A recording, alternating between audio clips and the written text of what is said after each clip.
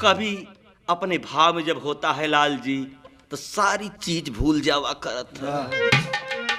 तो फिर कहता झाड़ियों जंगल बगीचा में ढूंढा